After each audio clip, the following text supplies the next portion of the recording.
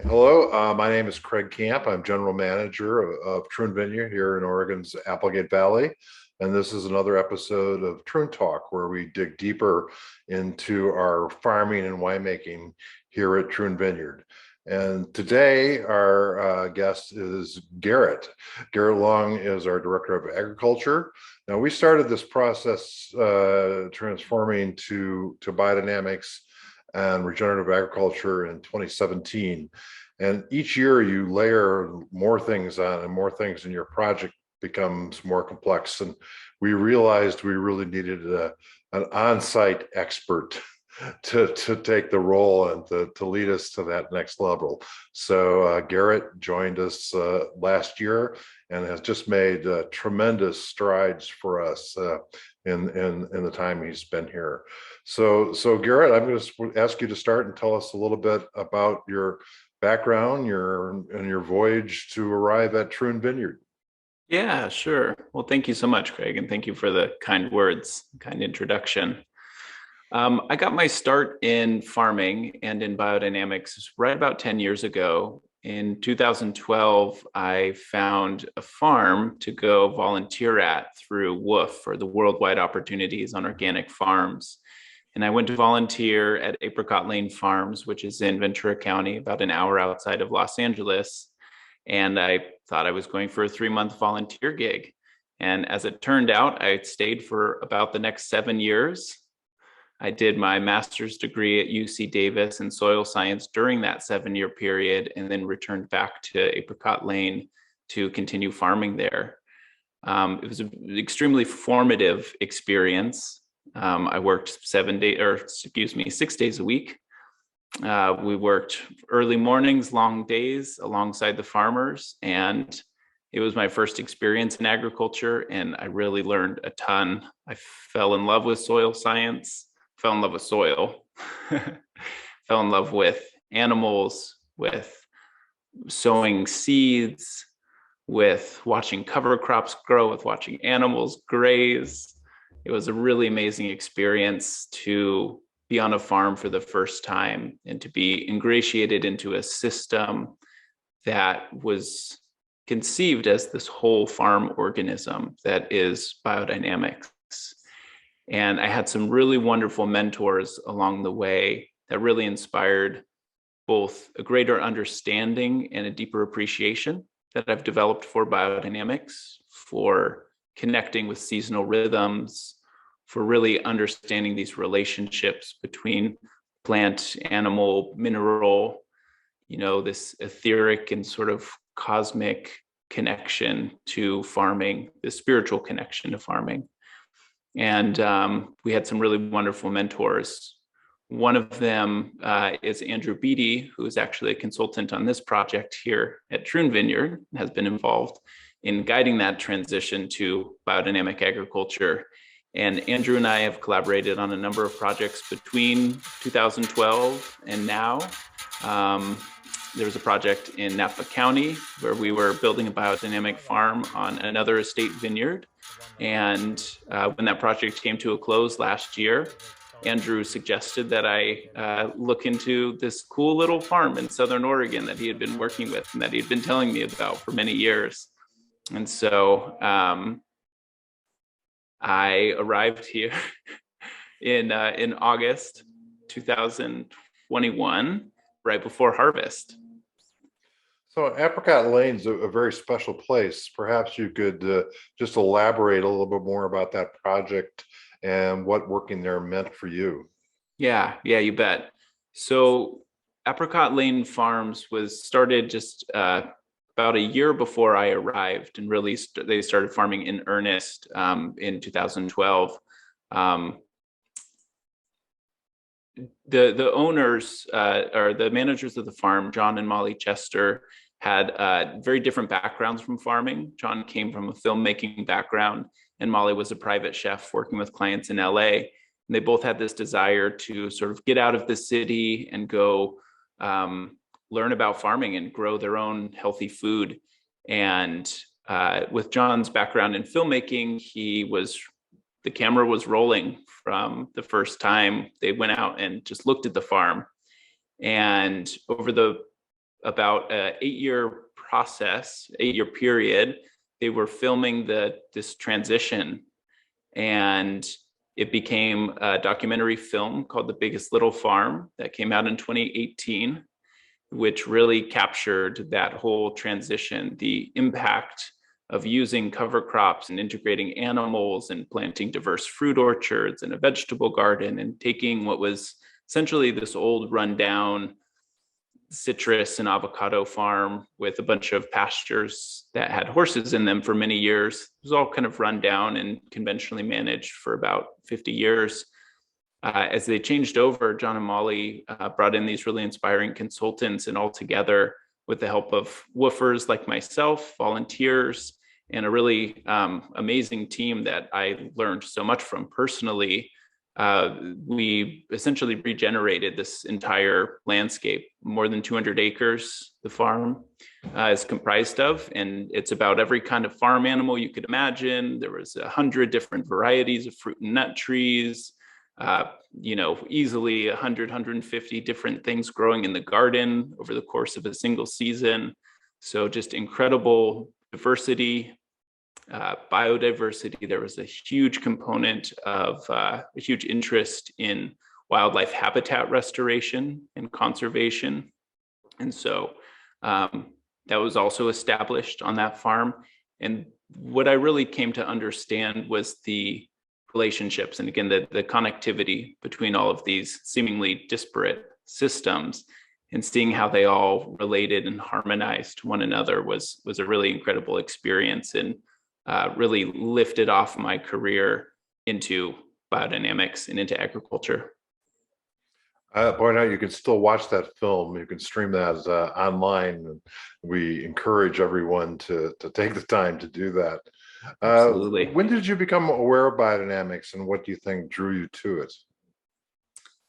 Well, it's pretty clear to me. I mentioned these different mentors. I mentioned Andrew, who was our garden and orchard manager at the time. He helped design and develop the whole garden and orchard system by being the boots on the ground, the manager on site. The other two consultants that we worked with had immense experience in biodynamics. And it was those two gentlemen who I really learned a lot from, and who were the reason why I became interested in biodynamics in the first place. Matthias Baker is somebody who I very much consider a mentor to this day.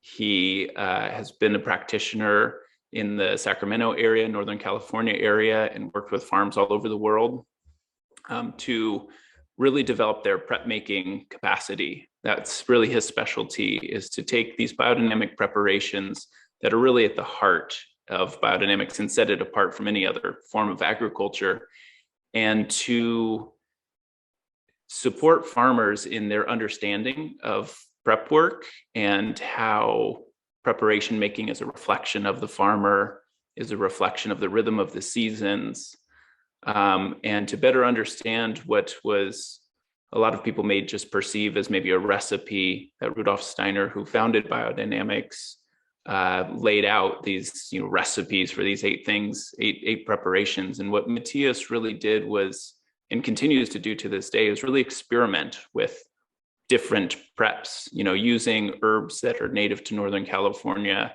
and processes that he's developed himself to really cultivate a deeper understanding of what Steiner was encouraging from biodynamic practitioners, beyond just, hey, let's put cow manure in a cow horn, let's stuff some yarrow blossoms into other animal parts, and to really explore these relationships on a deeper level. And I can think back to a moment when it really crystallized for me. Matthias and I would often, he'd join us for dinner. He'd come out for these 2-3 day sessions at a time, and we'd really take these deep dive into preparation making. And I can remember very clearly sitting with Matthias at the dinner table. It's at the end of a long work day. All of the woofers are there. John and Molly are there. And people would start peeling off. They'd head home. They're tired. They're going to go get a shower. They're going to go get some rest. And Matthias and I would just talk. And I would learn so much from him. And I can remember vividly just sitting there watching the sun go down, watching, just being totally lost and captivated with what he had to say and what he was teaching me, that I didn't notice the passing of time. Pretty soon it was so dark that we could hardly see each other across the table, and it was way past bedtime, but I was just so immersed in what he had to say. So he was an incredibly powerful mentor of mine, and really inspired a deeper understanding of the preparations. And then just to speak briefly to the impact of Alan York on me specifically, Alan is more than just a character in the film, but he plays a prominent role in The Biggest Little Farm in terms of his relationship and inspiring John and Molly and their understanding of biodynamics. And I think that they told a story that is reminiscent of how I viewed my relationship with Alan as well. I remember telling Alan a story about one of the things that really got me interested in farming in the first place, and led me to come down to a biodynamic farm in Southern California, was falling in love with working with plants in a greenhouse. And I remember over a meal I was telling Alan about just getting lost, and similar to my conversation with Matthias, just not noticing the passing of time. Dinner time would come and go, and all of a sudden I was volunteering for 6 hours, just propagating succulents and cleaning up this greenhouse in this at a community college that I was working at. And Alan, he kind of had this funny way of talking to me. He's like, that's some of that 10,000 hours stuff. That's how you really know that you found your passion. And it really stuck with me, that I was like, I think you're right. If I can find something where I get so lost in it that I don't notice the passing of time, there's maybe something here for me. So Alan not only acknowledged what I maybe felt, but didn't see the potential in myself and my relationship with plants. But he really did bring just this greater holistic understanding of how all of these systems fit together, and taught me a lot about making compost and about the whole system. So you have a master's degree in cell science from UC Davis. How do you see science and biodynamics intertwining and working together? Some people tend to say they're like exclude each other, and I don't think that's the way we practice it here. How do you combine the two? Yeah, that's a really great question.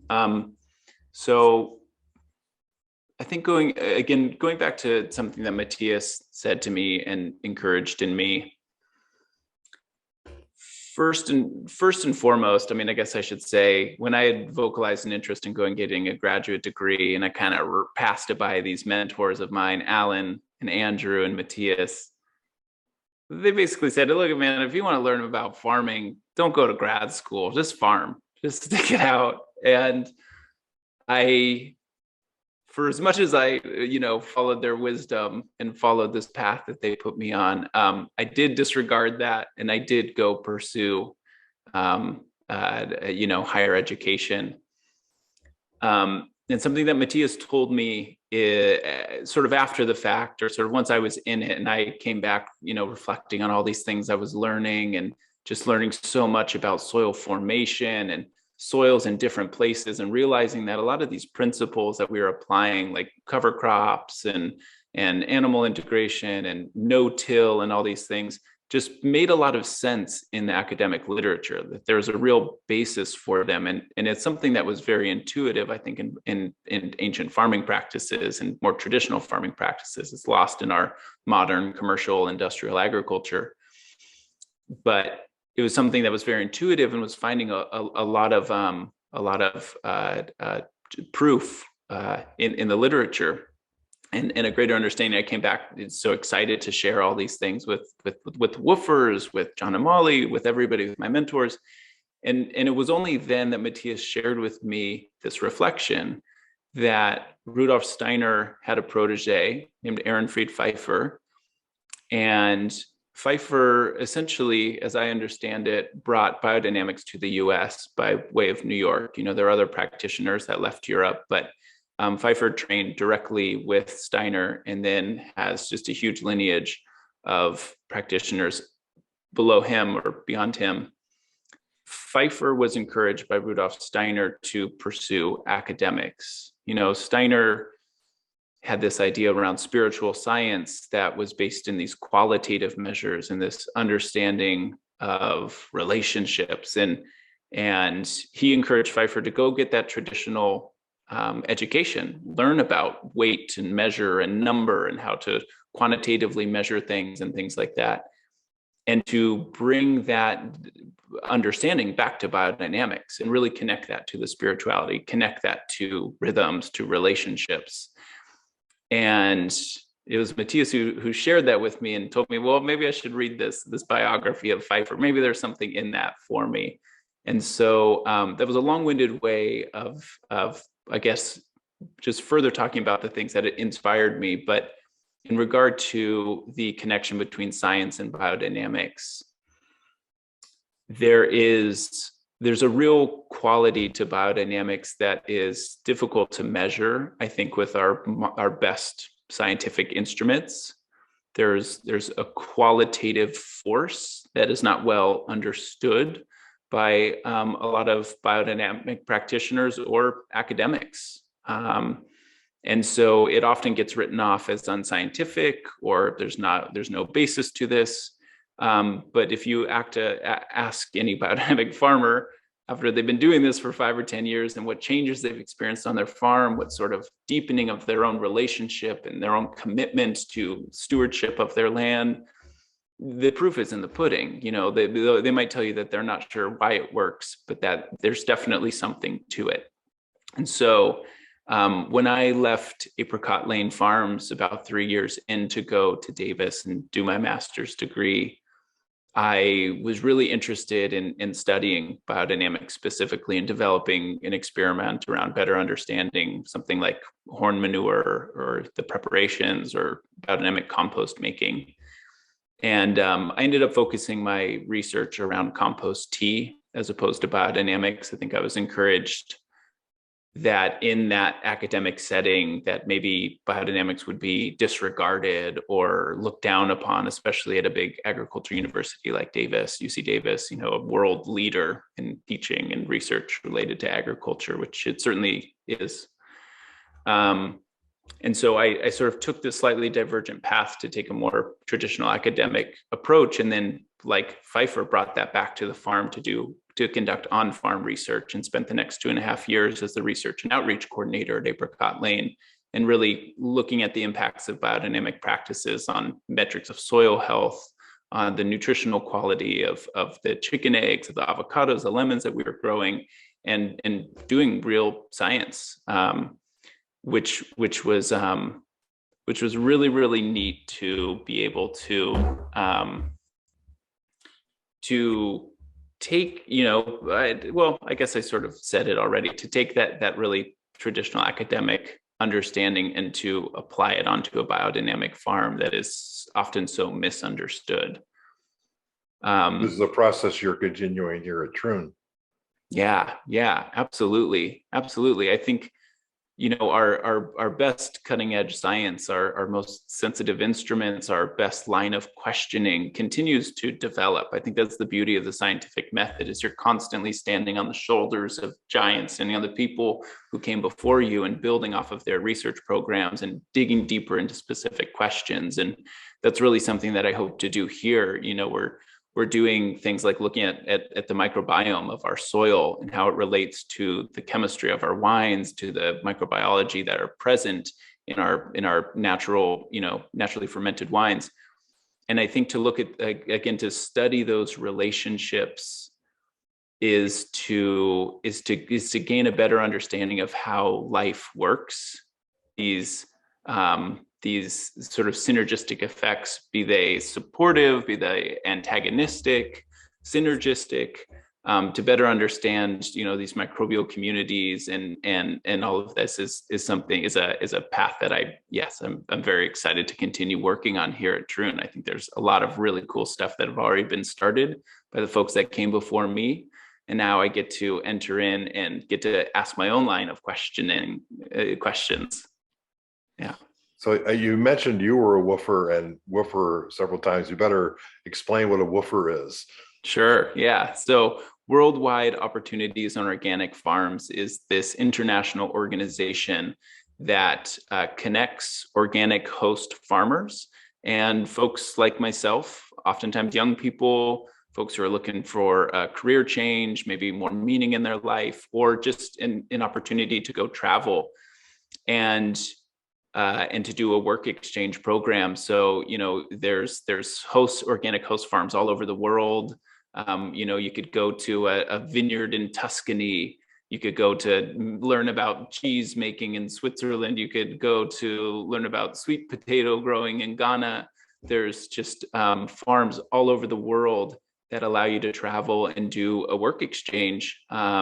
You work and you get education about organic farming and room and board.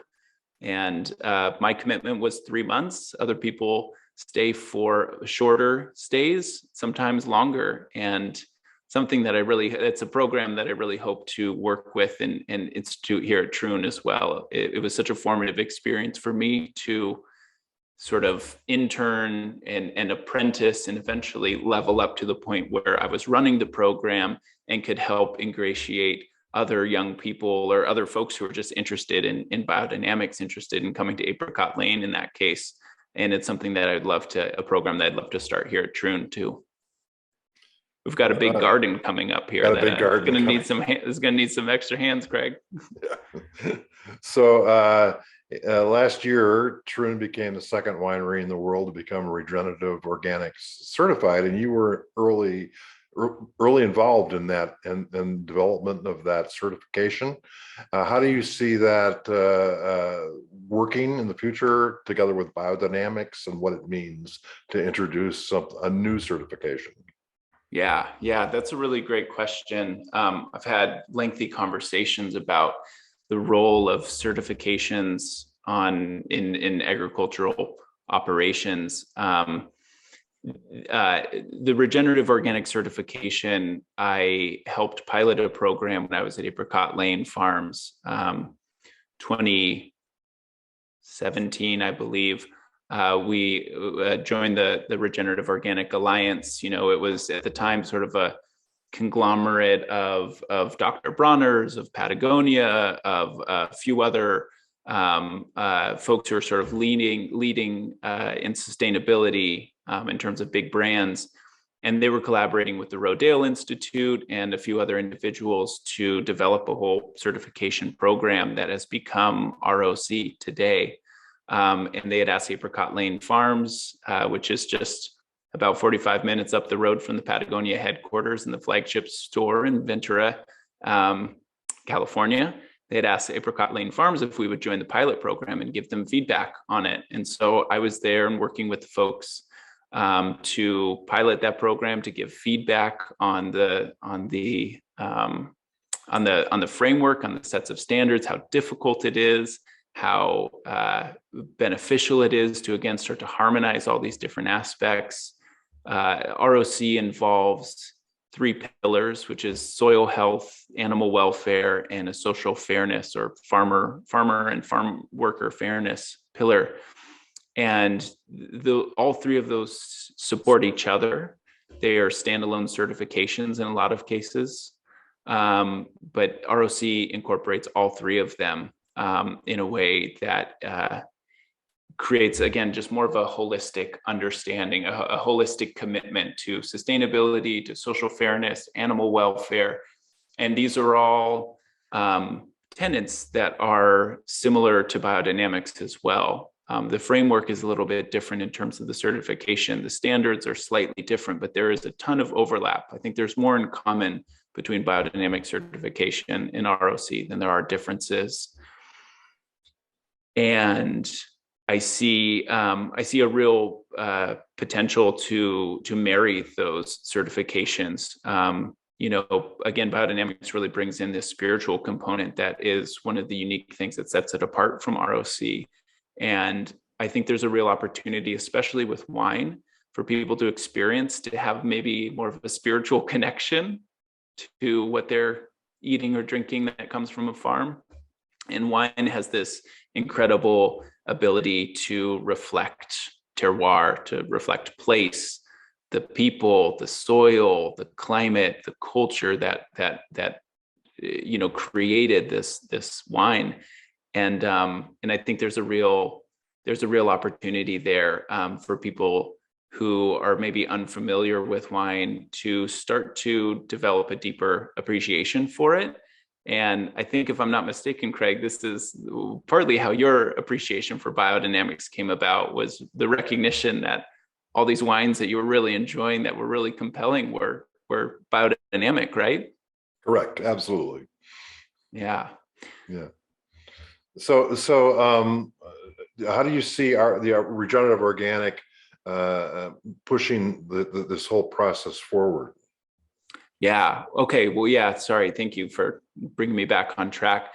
I have said this a lot. I think of ROC as really a North Star. It is the direction that I think we need to go as a species on this planet. The slogan or the mantra of ROC is "Farm like the world depends on it," and this alliance has developed this framework for how we should be managing our farms, how we should be treating our workers and our animals, how we should develop a relationship with each other, how we should steward the environment, how we should be attentive about the inputs in our farms. And at its core is to demonstrate improvement every year. That's, again, one of the unique things about ROC is to prove through soil testing and in your practices that you're continually regenerating or making your farm better. You're increasing organic matter, you're irrigating less, you're tilling and disturbing the soil less. And so it provides a framework for farmers who really want to make a difference to really verify. I think that's the unique thing about certification programs in general. You can buy something at the farmer's market that's, quote, organically grown, but not verified by the USDA or another organic certifier. And that's great. I totally support doing that. But I think to actually step through the verification process, to maintain records, to document our practices, the number of sprays we do, document our rotational grazing patterns and how long animals stay there. It's not just great data for us to understand how we can change our practices year to year, but how we can demonstrate that through a certification body, through a third-party verification system. And somebody can see this label on, a bottle of wine or on a bag of rice, or, the plethora of products that will be ROC certified in the future, and feel that feel good about purchasing this product, feel like this is supporting, again, the animals and people and the environment. And ROC really provides that framework and that North Star, that really strict set of standards for people for farmers to try to achieve, and for consumers to support, or to vote with their dollar to support this kind of farming. So you've had the deep experience in agriculture, but this is kind of your first deep dive into wine production. You got to work harvests this year and all that. What kind of differences are you seeing that make a place like Troon unique? Gosh, well, funny enough, we were talking just earlier today, Craig, you and I, about how I've been ruined by drinking good wine, by being exposed to good natural wine has ruined me to the rest of the wine industry. And now I'm spending too much on a bottle of wine for any old Wednesday night.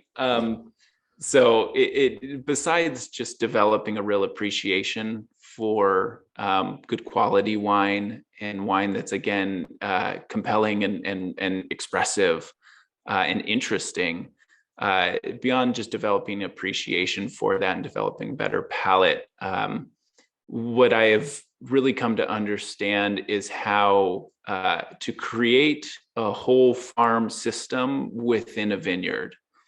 One of the main roles that I have been brought on to do here is to further develop our livestock and poultry programs, and to rotationally graze the vineyards, to move the sheep and the chickens through the vineyards, as well as the pastures, the hay field after we've cut the hay. And in fact, we've got a couple of irrigated lawns here around one of the rental houses. And we move the animals through these irrigated lawns. And now we have irrigated pasture that we can graze, and we don't have to mow the lawns, and we burn less fuel, and the sheep deposit manure when they leave and they fertilize it. So, seeing these opportunities to take what is a vineyard site that has, this really amazing product that comes out of it, that is wine, and to start to diversify that both in terms of our product offerings. With this year, we'll be selling chicken eggs, we'll be selling vegetables that we're growing here at the tasting room. We're going to have a farm stand available. And so not only are we diversifying our business opportunities and our chances to hopefully fund this transition, but we're also we're growing healthy food. We're growing biodynamic vegetables and eggs for our community. We're really hopefully supporting the nutrition of our community, and recognizing the potential of integrating these systems within a vineyard, but then also how the vineyard feeds back into that. Has become really interesting. I've never worked with pumice, or the byproduct of winemaking, all the crushed grapes and stems and stuff, in composting. This is a really cool experience to see both how microbially alive pumice is, how rich in nitrogen and these other, yummy foods for the organisms that are responsible for composting is. And so we're taking this pumice and incorporating it back into the compost, which we're then incorporating back into the vineyard systems, and starting to see these cycles throughout the year, and these feedback loops, and how supportive and regenerative they are in nature, has been a really cool part of working in a vineyard system, in addition to just increasing my appreciation for wine. So you're on the board of the Josephine Porter Institute. I think we should let you plug the Institute a little bit, and also tell people how they can find out if they want to introduce biodynamics into their garden and home, some of the resources available to them. Well, thank you. I would love that opportunity. Yeah, the Josephine Porter Institute, or JPI as we commonly call it, is a nonprofit that's based in Floyd, Virginia. Our mission is to heal the planet through biodynamic agriculture. Simply put, the ways we do that are we make and sell biodynamic preparations, those 8 or 9 unique compounds, as well as a few other preparations, and we make them on site in Floyd, Virginia, and we sell them to biodynamic practitioners all over the world. I think there's a real benefit of doing the prep work yourself. I've related it very often to a meditation practice or a yoga practice. I think preparation making is a practice that deepens your connection to the herbs and animals that are part of your farm. It connects you to seasonal rhythms, and whereas preparation making can be a really beautiful exploration of yourself. It's a difficult part for a newcomer to biodynamics to just break into. And so JPI provides this opportunity for especially farms, as well as just your backyard gardener, your backyard orchardist, to start to introduce the biodynamic preparations into their farming systems by purchasing them and supporting our nonprofit work. And the other way that people can get involved is through workshops and education. We host workshops in Floyd, Virginia at the farm that we are making and selling the preps. And we also hope to expand that in the future, this year and in coming years, to start to support other regional prep making groups. There's a wonderfully active group here in Oregon. There's a great group in Northern California. There's these wonderful regional groups all over the country. And I think JPI can play a really central role in starting to connect the dots, starting to connect some of these practitioners in disseminating information about biodynamics, spreading and sharing prep making practices. And we do that. One way that we do that is with a journal. We publish Applied Biodynamics, which you can get quarterly, either in your mail or as a electronic subscription. And it's just full of great case studies, information about preparations, information about practically applying biodynamics, which I think is really interesting to me. Being a farmer, it takes some of the theory out of it and really brings it home to your garden or to your orchard or to large vineyards, which are also clients who purchase preparations to help in the process of becoming biodynamic certified. And until those big organizations or businesses are able to produce preps on site, JPI can sort of fill that gap by selling you preparations to apply on your farm and to meet those certification standards that Demeter requires. Level, what has biodynamics meant to you and help you grow as a person? Yeah, I think that is like I was just saying, the real nature of the prep work. I've had this opportunity, particularly when I was at Apricot Lane, to share with woofers the practice of preparation making and the practice of biodynamics. And, you know, there's nothing that really demonstrates to a teacher what you don't know is by teaching it, I guess is what I mean to say. And having so many opportunities of so many woofers come through and stay with us for 3 months and getting to maybe as redundant as it might seem to some people, for me to be able to practice explaining these concepts that can be maybe heady, can be difficult to wrap your brain around, can feel to some people as unscientific. It really helped reveal to me the gaps in my own knowledge, the gaps in my own understanding. And I continue to recognize those own gaps and to continue practicing and learning every year. And as we've taken on more and more layers of prep making here at Troon, I've continued to deepen this practice and understanding. And I think one of the things that I really love sharing with woofers, even though they would only come to us for 3 months, you know, only part of a season, I would love sort of sharing, for example, how preparation 500 or the horn manure preparation involves burying horns in the fall to sort of channel that winter energy, or what I think of as this earthly in-breath, right? You know, the rain starts falling, the leaves start falling, the earth breathes in, it starts to decompose all the fallen leaves, it starts to feed the microorganisms, it starts to really increase soil fertility in preparation for this big out-breath in the following spring. Sorry, it's time to go take care of the animals. My alarm is going off that the dogs are hungry and the chickens. Okay, well, we don't want to leave them hungry. So yeah. Thank you for this time, Garett. It's been really interesting. There's so many exciting projects you have going here. We really encourage people to actually come out to the farm. We're working on some tours and experiences for this summer, and you can actually see what we're doing. Yes. Can't wait to share the farm with you all.